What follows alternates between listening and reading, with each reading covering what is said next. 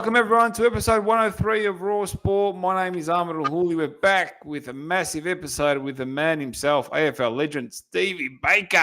How are you, Stevie? I'm bloody terrific. Thanks for having me on. My utmost pleasure, mate. Mr. Baker, what's happening? Mate, I am ready to get in the boxing ring and whack on. So I've got Wayne's tomorrow night and May 3rd, Saturday, taking on Damien Locke, ex-Carlton footballer, who's had 11 fights. I think a lot of them have been professional fights. So stepping up a grade, I'm going in as the underdog. But I sort of like that. I like that tag. So it's pretty exciting and nerve-wracking at the same time.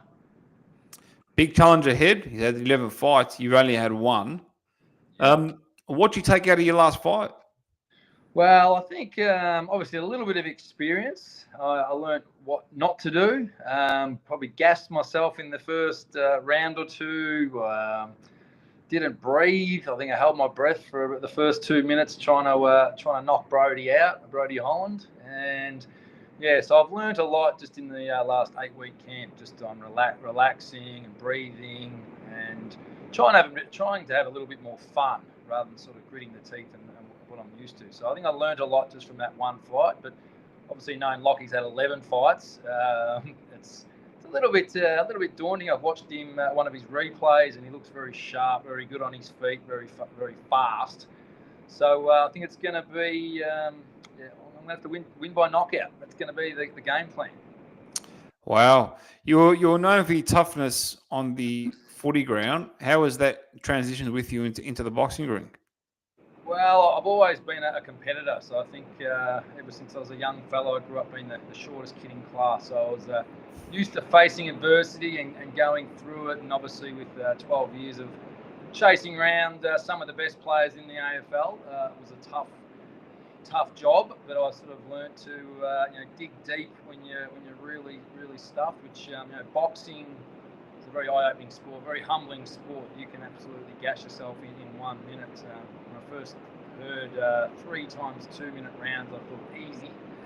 But you enter the gym, your first sparring session was very eye-opening. So you learn a lot, but I think I'm going to have the engine a bit more revved up this time. I've done a lot of fitness over the last sort of 3 or 4 months. Been off the booze, so I'm a lot more prepared. Even though Lockie's a lot more experienced, I think I'm going to have the engine. And with fighting, I think anything can happen on any given night. So give myself the best chance possible. Absolutely, mate. You're always in. What was there a moment after footy where you missed that competitive rush, which drew you to boxing? Yeah, 100%. I think the St Kilda doctor, we had our screening, and I was told I should not play sports because I had a lot of arthritis in my joints, a lot of bad joints, knees. My hip was gone. I've got metal in my foot. So his advice was to not play local footy, but I knew I'd miss the camaraderie, the mateship. So I played for 3 more years, and then I was playing at Sorrento when I took up MMA fighting. I was doing jiu-jitsu and boxing 3 times a week for 6 months, but then I hurt my knee. So there was probably 6 months of really solid training. I was talking to a few promoters and starting to look for opponents. So that was a bit gut-wrenching in doing my knee operation and being out for a year. And then I sort of lost the momentum. So it's only recently with talking to Stevie J, I called him out on my Instagram just as a joke, really. But a few promoters reached out and said, "Would you actually jump in the ring?" I said, "Yeah, well, I've always wanted to have a fight." And the fight card was in 6 weeks. Stevie J chickened out, didn't want to do it. Used every excuse under the sun. "Oh, it's too short notice," or whatever he said. Recently said he'd jump in the ring for $100,000. So I don't know if he's scared or he's just got a lot of money. But that led to Brody and I fighting. Brody put his hand up, credit to him, and we had an awesome fight. Both gassed ourselves, but the crowd loved it, and the pavilion was just electrifying that night. So it's the same venue at the pavilion, May 3rd. So I think it's a sold out crowd again. So the nerves are building, but a bit of excitement at the same time. Great work by the boys at Team Alice. What's harder on the body, playing AFL season or getting ready for a boxing fight? Or well, I should say pre-season or getting ready for a boxing fight. Or a camp. Yeah, it's a tough question because, like, AFL, I remember doing the 3K time trials, and you'd have to do them before the Christmas break, and then after 8 weeks, drinking beers, you have to come back and try and beat that time. So, but I heard Hayden Ballantyne, he just said it's a different beast, and I think it's exactly right. The fitness that in boxing, when I heard 3 times 2 minutes, I literally thought this is a walk in the park. Easy, yeah.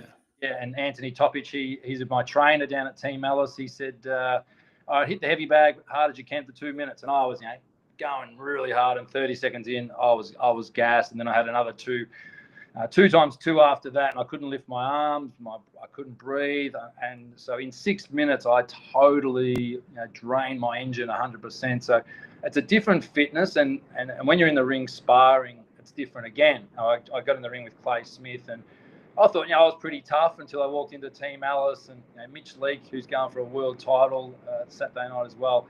Just watching guys like that and being in the ring with Clay Smith, where he was going at probably 10% and I was going at 100%, and he was still just toying with me. But he gave me some great advice. So, yeah, I think I'm pretty well prepared. But I think if I got asked what was hard, I would say boxing. If you wanted to be top boxer, I think it'd be a harder sport to do. And you were considered one of the tough nuts, 200 plus games.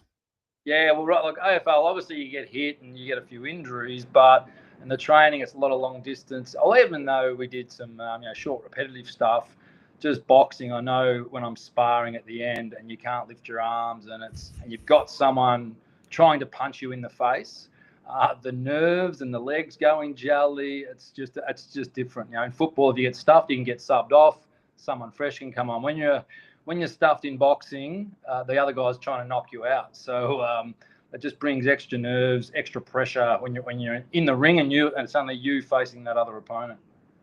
How did your AFL mindset help you transition into boxing? And were there any habits that you had to unlearn?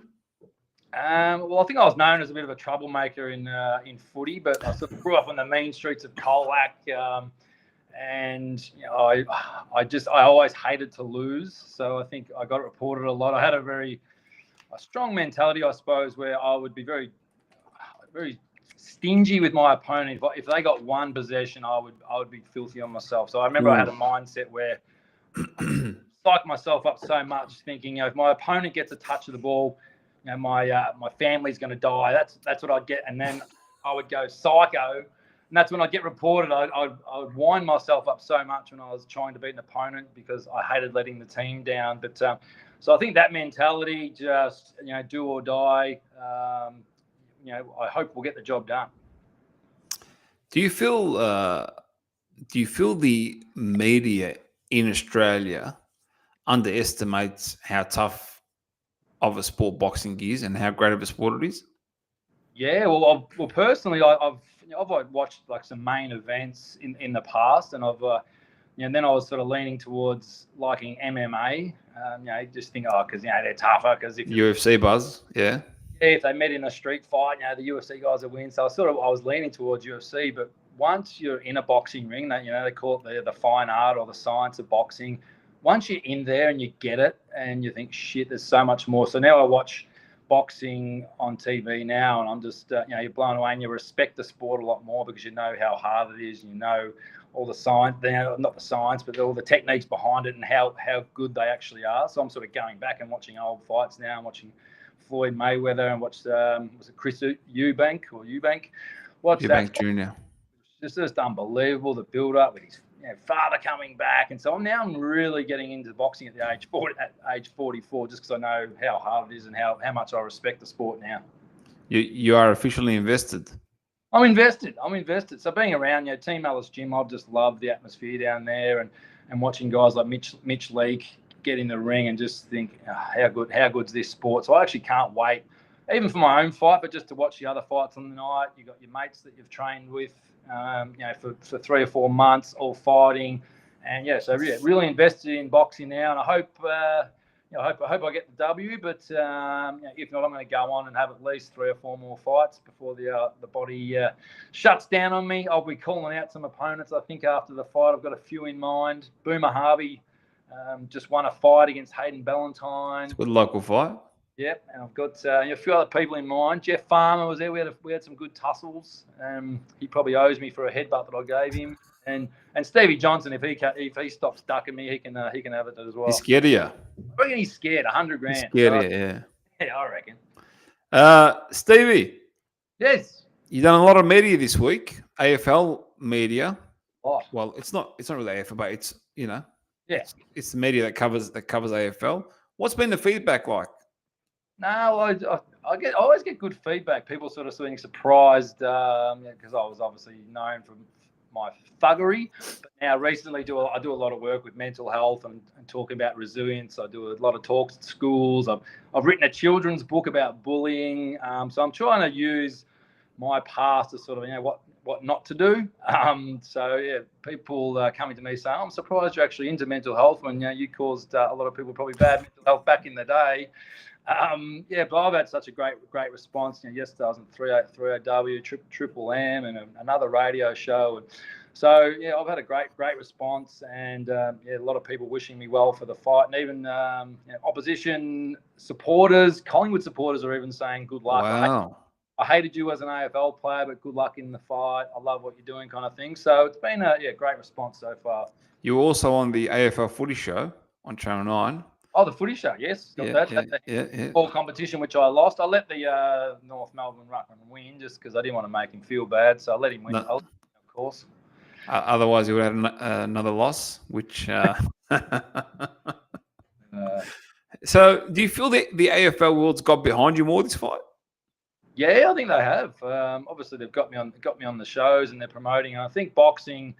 I think it's probably had a bad name a little bit, but now I think boxing's sort of known as such a nice, not a nice sport, but I've talked to my trainer and he says he struggles getting it into schools for fitness because boxing just seems like thuggery, but it's got a lot. I go down to Team Alice gym and there's kids running around, 7 or 8-year-olds running around. There's 40 kids or so down there, and just the teammanship, the culture down there, and teaching kids self-confidence, discipline, and competitiveness. And so I think boxing is really good for mental health. For me, it gets me on track. It keeps me disciplined. Each day, obviously, you've got a goal to strive for. And I just love the boxing culture.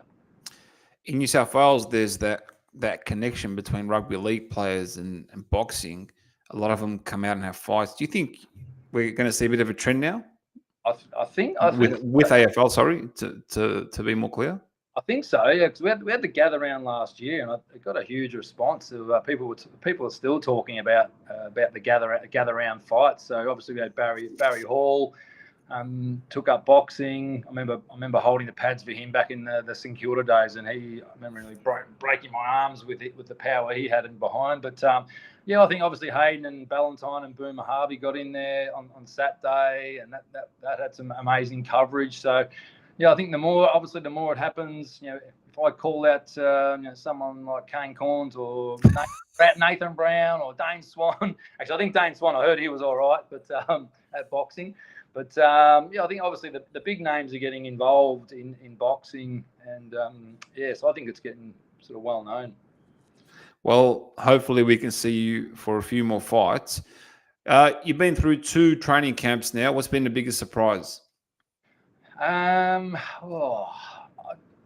Nothing's really surprised. After the first one, obviously the surprise of just how hard it was, boxing itself. But I think there's always going to be someone tougher and bigger. Like I haven't got a chance to jump in the ring with Mitch Leake yet, but Brody did in the training camp last year, and he was just like, I was petrified. So nothing's really surprised me as such on just how much I've enjoyed it. More probably the second time around. I think the first time was a lot of nerves.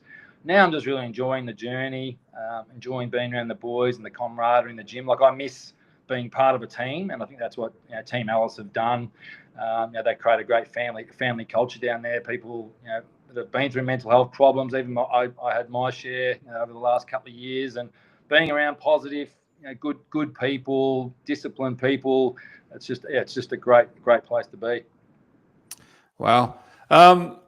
Last but not least, do you feel there's more pressure on you because you're a former professional athlete every time you step in a ring? Well, I think there's always I think boxing, there's always pressure. I remember walking up the race to the ring last time against Brody, and looking at, I've got my friends and family, and I've got a few Brody supporters yelling out, "Well, you're a wanker Baker," bringing back the old footy.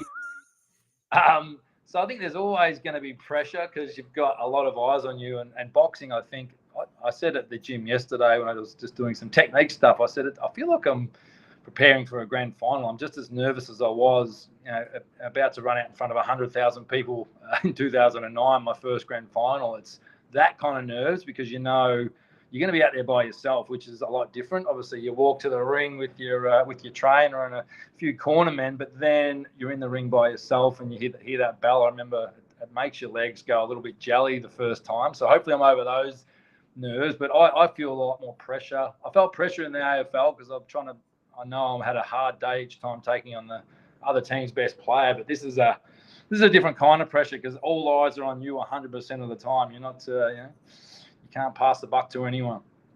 Absolutely. I mean, Ross Lyon could definitely use your help now, mate. They're struggling, the boys, but hopefully they bounce back. Rossi's the man. He can get them back in order. Ross, the boss. All right, Stevie, thank you very much for joining me on the show. Before we let you go, where can people watch it, mate? I think teamellis.com.au, but there's teamellis.com TV, but I'll get the link sent through. I can't remember the actual streaming link. I'll put it in the notes. Yeah, put it in the notes. Yeah, I'll get the streaming link. Someone asked me that just before, but I didn't have time to look it up. But I think there's still a few, maybe a few standing room available. Tickets? But, okay. teamellis.com.au, and but all the tables are sold out, which is exciting.